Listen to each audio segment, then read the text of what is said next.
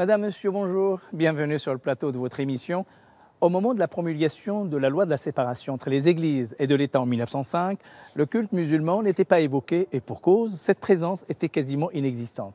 C'est à la faveur de la Première Guerre mondiale que le débat autour de la présence du fait musulman en France sera donc entamé. Un nouveau chapitre dans cette histoire entre la France et ses musulmans sera ouvert. C'est ce chapitre-là que nous allons ouvrir avec l'historien Pierre Vermeyren.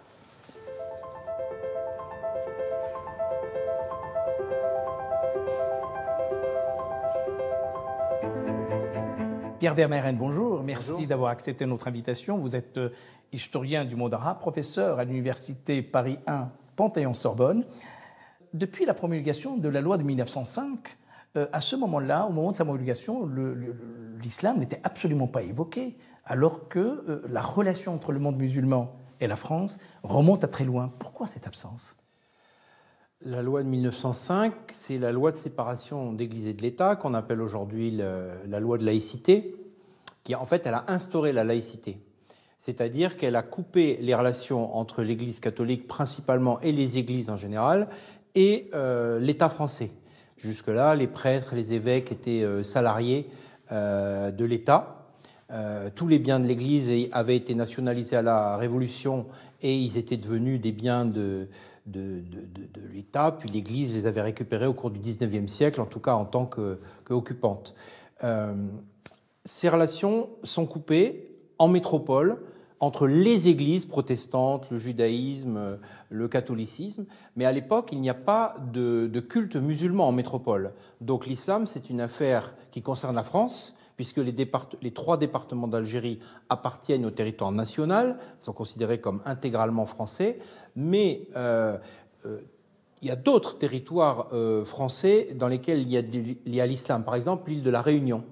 L'île de la Réunion, mais toutes les colonies, et pour toutes les lois françaises, la législation est subordonnée à une relecture et à des amendements d'application sur les décrets d'application. C'est-à-dire que la loi de 1905, elle s'applique automatiquement en métropole, mais pour les colonies, il faut des décrets. Ces décrets concernant l'Algérie, notamment, ont été pris en 1907. Il aurait fallu attendre la Première Guerre mondiale, où beaucoup de musulmans seront donc rappelés pour servir sous les ordres des militaires français dans la Première Guerre mondiale. Quel a été le statut des musulmans à ce moment-là ? Depuis le décret d'application de la loi de 1905 en 1907, donc, la laïcité n'est pas appliquée en Algérie.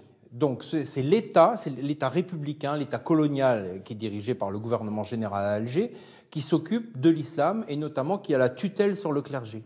Donc les musulmans d'Algérie, ils sont français, ils ne sont pas citoyens, ils ont des droits et des devoirs. Depuis 1911, la loi Messimi, ils sont soumis au service national, par exemple, au service militaire plus exactement. Donc les Algériens ne sont pas citoyens, mais leur religion, elle, est sous la tutelle de l'État français, puisqu'on est resté en fait sous le régime antérieur à la loi de laïcité pour toutes les religions en Algérie, y compris d'ailleurs le catholicisme.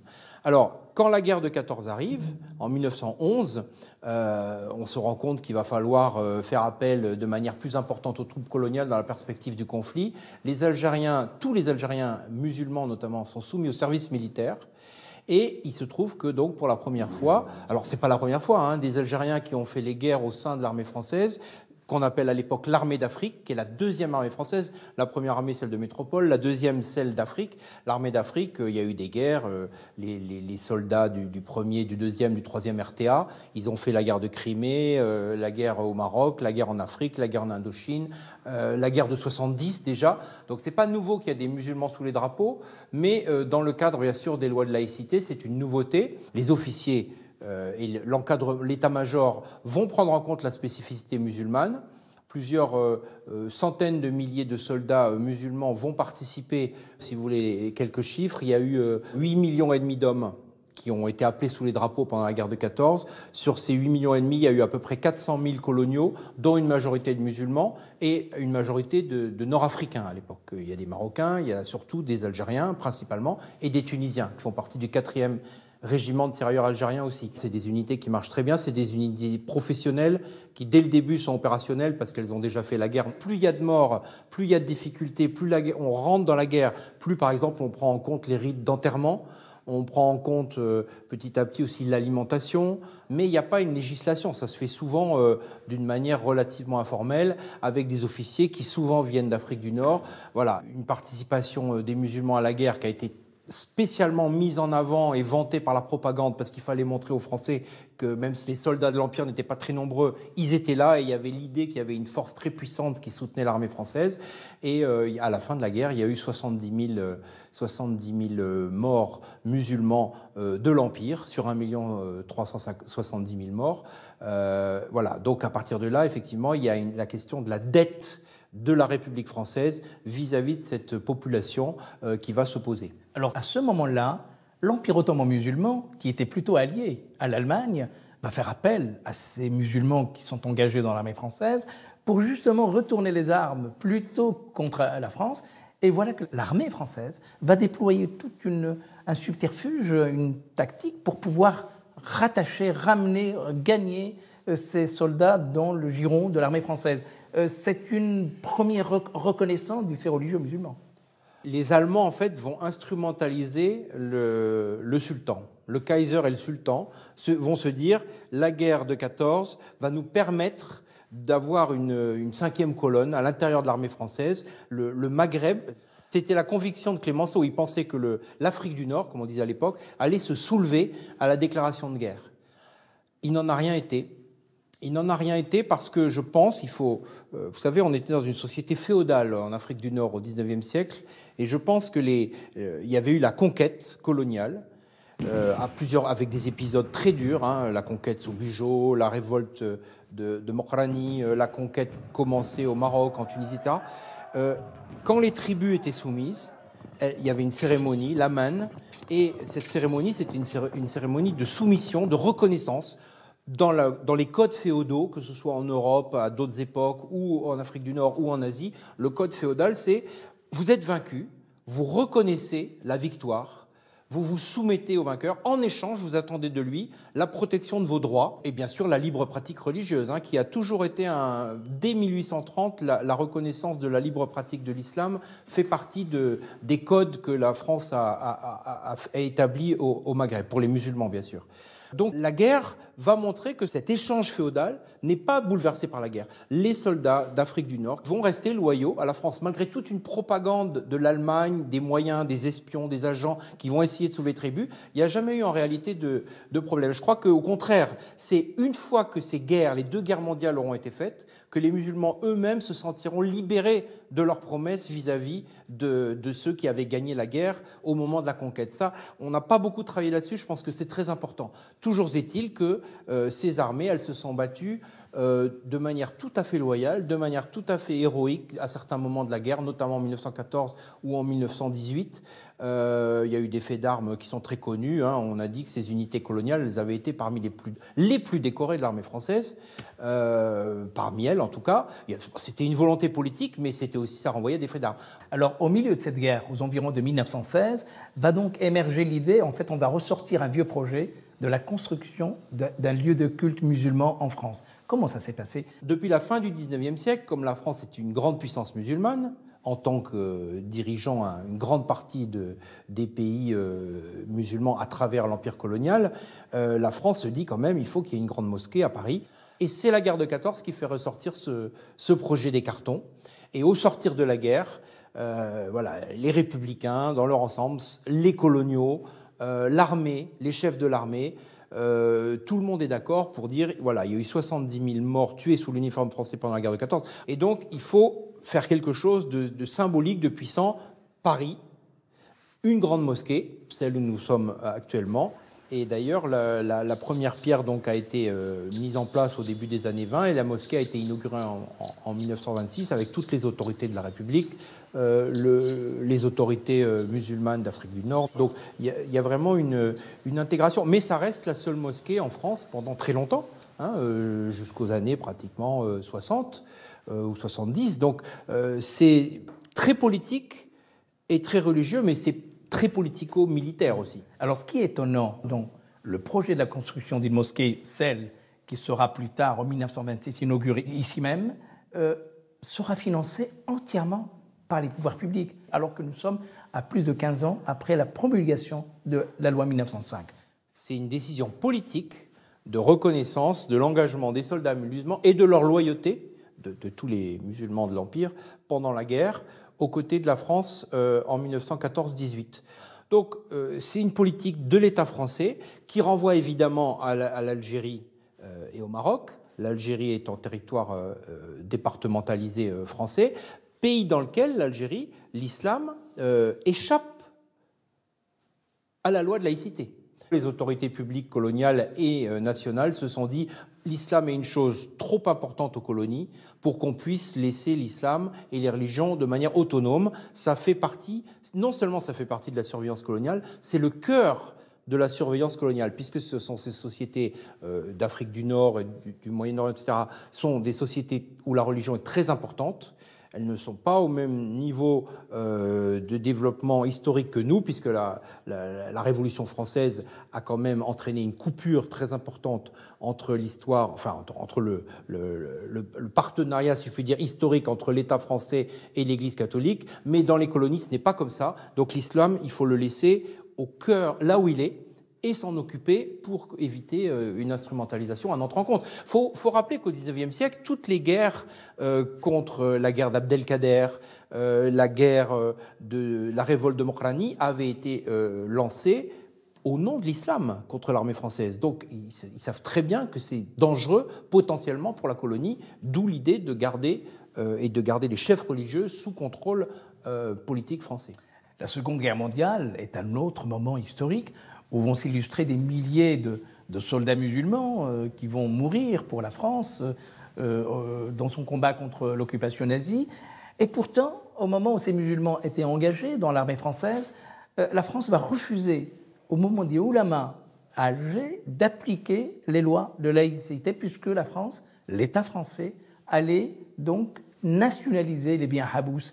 C'est encore une France qui ne sait vraiment pas quoi faire avec ses musulmans. Il faut rappeler qu'à l'époque, les musulmans, ils sont dans les colonies. Même si l'Algérie est considérée comme territoire français, notamment pour les citoyens français qui habitent en Algérie, donc les Français d'origine européenne, c'est quand même une colonie. C'est perçu à la fois comme un territoire français, à la fois comme une colonie, parce qu'il y a deux Algéries. Il y a l'Algérie des Français qui vivent comme en France, les citoyens, même s'ils sont d'origine espagnole, italienne, etc. Il y a quelques musulmans et les juifs d'Algérie aussi qui ont été intégrés à ce groupe-là. Mais la très grande majorité des musulmans qui vivent en Algérie ne sont pas soumis au régime de laïcité, c'est-à-dire qu'ils ne sont pas soumis au code civil français, ils sont toujours régis par les lois musulmanes. Ils ont éventuellement la possibilité de devenir citoyens français, mais à condition de renoncer à leur statut islamique. Donc c'est considéré finalement cette histoire et ce rapport aux musulmans principalement comme un rapport colonial.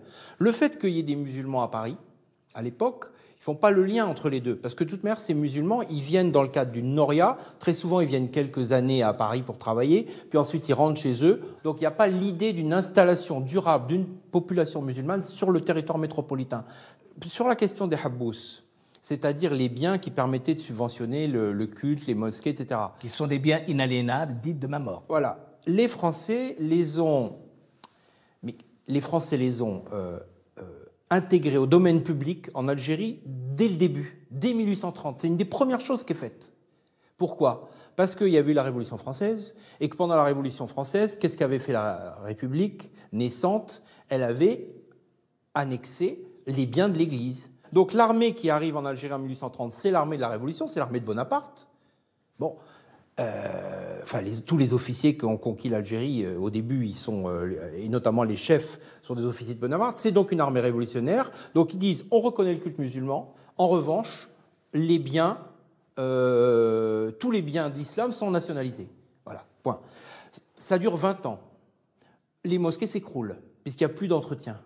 Et donc, il faut attendre d'abord Louis-Philippe, la Deuxième République, et puis surtout et le Second Empire, qui vont réaffecter une partie des terres pour entretenir les mosquées et pour financer le personnel cultuel musulman. Voilà. Mais ce n'est plus vraiment des habbous, ce sont des habbous qui sont aux mains de l'État français et qui sont délégués à l'entretien des mosquées, par exemple, qui ont subsisté ou des... Voilà.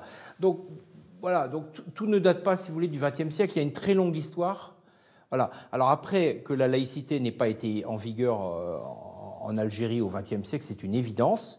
Elle ne l'a pas été ni pour les catholiques ni pour les musulmans, mais évidemment le principal problème c'est les musulmans parce que les 400 imams officiels ou servants de mosquées qui travaillent en Algérie sont des fonctionnaires, pas tout à fait fonctionnaires parce qu'ils sont révocables. Ils sont obligés de lire les sermons qui sont rédigés à partir de l'entre-deux-guerres au gouvernement général à Alger.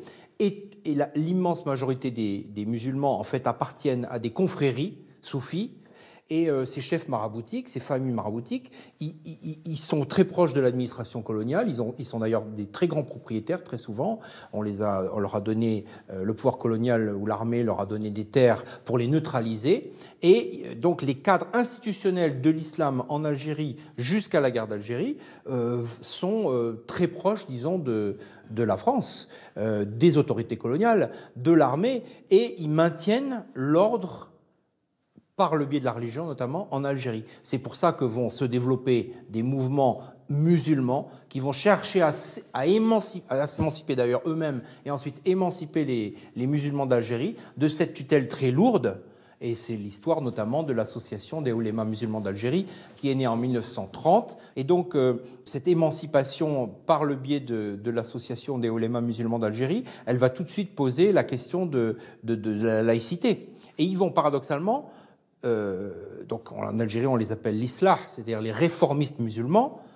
Tous ces mots ont été inventés par les islamologues français qui voyaient dans ce mouvement de l'islam, de la salafia, un protestantisme musulman. Ils voulaient absolument se dire « Ah, mais voilà, l'islam traditionnel, c'est le catholicisme, et l'islah ou la salafia, c'est les protestants. » Donc ils regardent ce mouvement avec une grande sympathie. Donc les autorités coloniales vont encourager l'association des oulémas musulmans d'Algérie, ils vont encourager l'islah parce qu'ils considèrent que leur vrai ennemi, ce sont les confréries.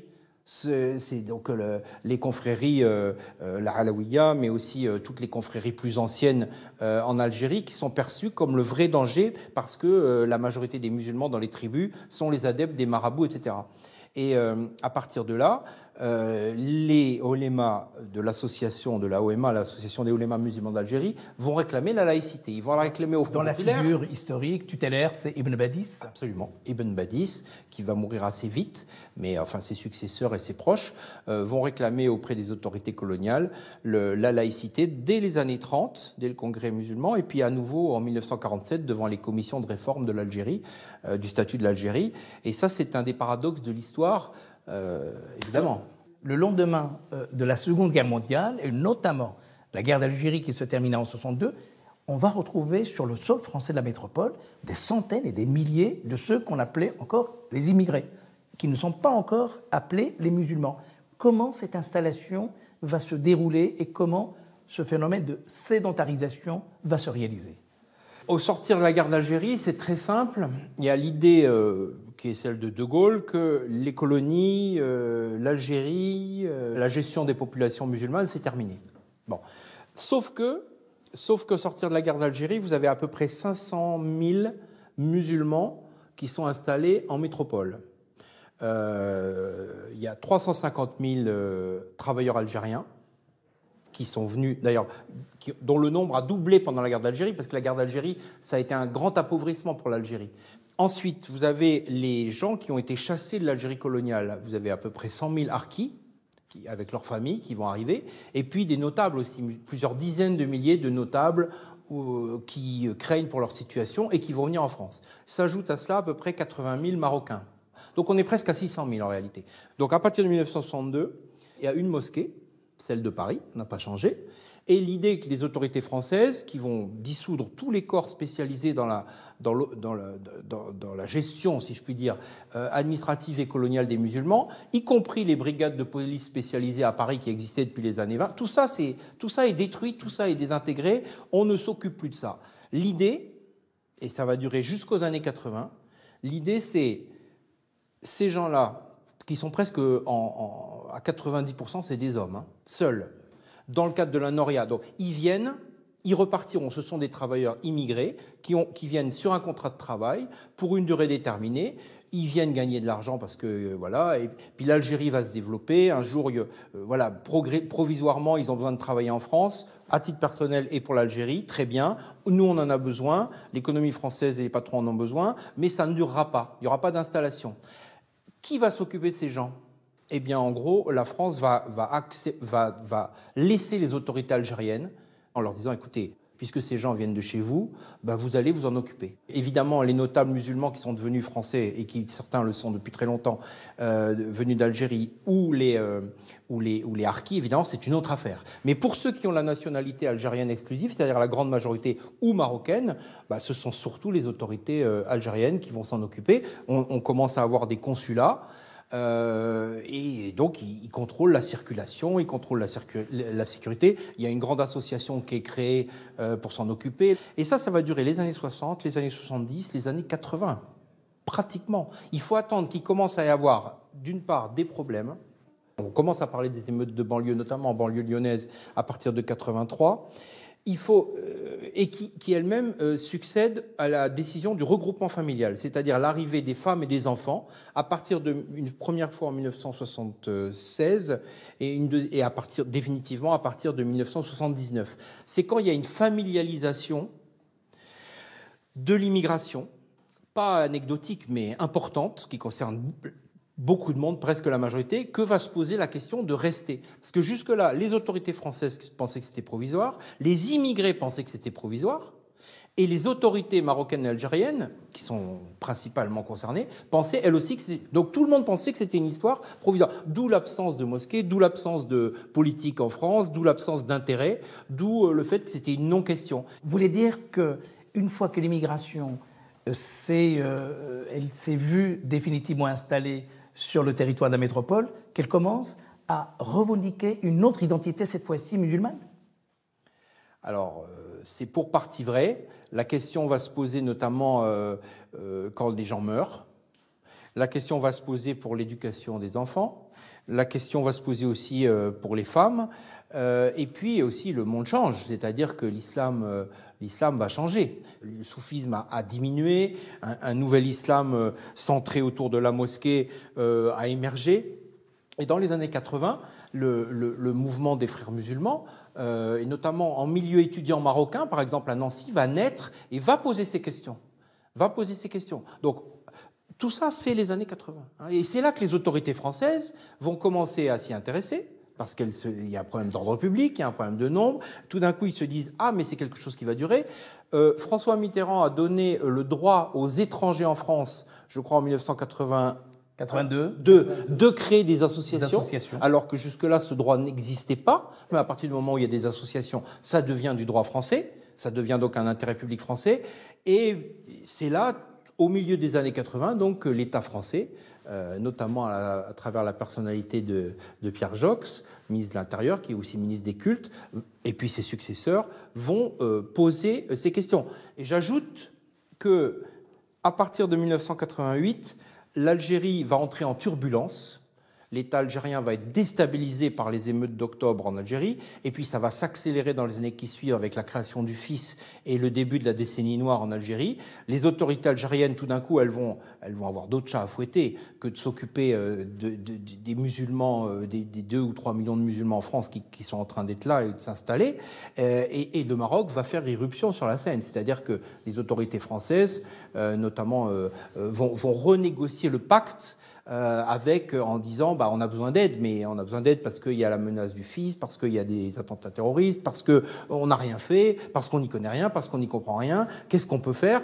Tout ce qui avait été fait à l'époque de l'Algérie coloniale sur l'islam a été complètement oublié, mis au placard, et donc il y a une grande ignorance des autorités publiques à cette époque-là. Il y a un élément qui va intervenir forcément dans la politique de l'État français, c'est l'élément géopolitique international. L'islam ne sera pas uniquement une donnée locale, mais elle s'inscrira dans une autre démarche internationale. C'est aussi un tournant de la présence musulmane en France. Il faut rappeler que dans les années 60-70, l'idéologie générale, c'était l'idée que les religions étaient un phénomène historique passé. D'abord, c'était le socialisme et le communisme surtout, qui était une idéologie athée. Le libéralisme, enfin les grandes idéologies de l'époque ne s'intéressaient pas aux religieux. Le tournant, c'est vraiment 1979, la révolution islamique en Iran, et tous les événements qui vont s'en suivre, et qui vont remettre les religions, et notamment l'islam politique, au centre du jeu. Et donc, 1979, la révolution islamique, et 1983, 4, 5, 6, le moment où les autorités françaises commencent à s'intéresser à la question. Nous allons assister à une nouvelle donne, celle de la visibilité des musulmans, leur enracinement définitif dans le sol français, mais en même temps, la société française va débattre va même douter de cette présence. Il y a beaucoup de choses qui vont arriver de manière concomitante. C'est-à-dire que d'abord, la société française va rentrer en crise, notamment avec le chômage, par exemple. D'ailleurs, l'émergence du Front National dans les années 80, elle est très liée au fait à un argument assez simple qui est de dire il y a des chômeurs, donc il faut qu'il y ait moins d'immigrés. Vous voyez, donc la question... Au moment où la question de l'islam de France entre dans le débat public, on est sur ce terrain-là.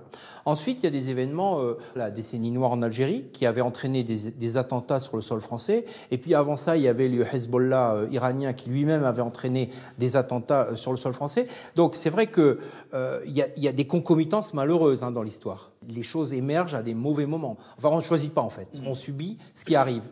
2001 n'a pas arrangé les choses. Pour autant, rappelez-vous, la France ne fait pas partie des pays qui sont partis en guerre au Moyen-Orient. Au contraire, la présidence Jacques Chirac a imposé la non-participation de la France et de l'armée française à la deuxième guerre d'Irak. Voilà. Maintenant, l'histoire, elle continue d'avancer indépendamment de ça. Mais les autorités publiques françaises, elles se sont intéressées donc à partir de là à l'islam d'une manière renouvelée. Comme elles n'avaient pas d'expérience préalable, ou plus exactement qu'elles avaient oublié toute leur expérience préalable, elles se sont beaucoup appuyées sur le Maroc, sur Hassan II. Elles se sont appuyées aussi sur les autorités algériennes en disant écoutez, ces populations, elles viennent en partie de chez vous, elles ont en partie votre nationalité, il faut que vous nous aidiez. C'est à ce moment-là que les autorités françaises ont fait appel à ces pays pour investir dans l'islam, notamment dans la construction de mosquées. Vous voyez, la mosquée d'Evry, par exemple, elle a été en grande partie financée par le Maroc, si ma mémoire est bonne, et c'était avec l'accord des plus hautes autorités de l'État. Donc, voilà. Donc, à ce moment-là, il y a beaucoup d'acteurs qui commencent à s'intéresser à l'islam de France, alors que personne ne s'y intéressait dans les années 60. En définitive, aujourd'hui, quel parcours de cet islam de France, depuis la colonisation jusqu'à aujourd'hui? Qu'est-ce que vous pouvez dire aujourd'hui de cette présence, mais aussi des débats qu'il soulève dans l'espace public français? C'est un sujet beaucoup trop complexe. Le débat islam de France ou islam en France est un vrai débat. L'islam de France, c'est un islam qui est resté très longtemps, on a appelé ça l'islam consulaire parce qu'il était sous la tutelle des États d'origine de départ. Actuellement, le débat, c'est de dire, puisque ces populations sont devenues de nationalité française et qu'une partie des autres vont le devenir, à ce moment-là, du fait des générations, le lien va se couper avec le pays d'origine. Donc il faut qu'il y ait une autonomisation de cet islam de France, qui ne soit pas seulement un mot. Du coup, ça deviendrait un islam en France. Mais vous voyez, la question est très complexe parce qu'elle est politique, elle est administrative, elle est internationale. Et il faut que les États, notamment le Maroc et l'Algérie et la Turquie, acceptent cette idée, ce qui n'est pas évident. Parce qu'eux aussi considèrent que ces musulmans de France, ce sont leurs musulmans. Et c'est là que la question est cruciale. Ce processus, évidemment, est en train d'évoluer sous nos yeux. Et donc, on comprendra encore que la présence des musulmans en France, aujourd'hui, c'est un processus historique. Et désormais, c'est une partie prenante de la société française. Merci, Pierre Vermeyren. Je rappelle votre ouvrage, « La France en terre d'islam, empire colonial et religion » aux éditions Talendier. Je vous souhaite une très très bonne journée et rendez-vous dimanche prochain sur France 2 pour votre émission. Au revoir.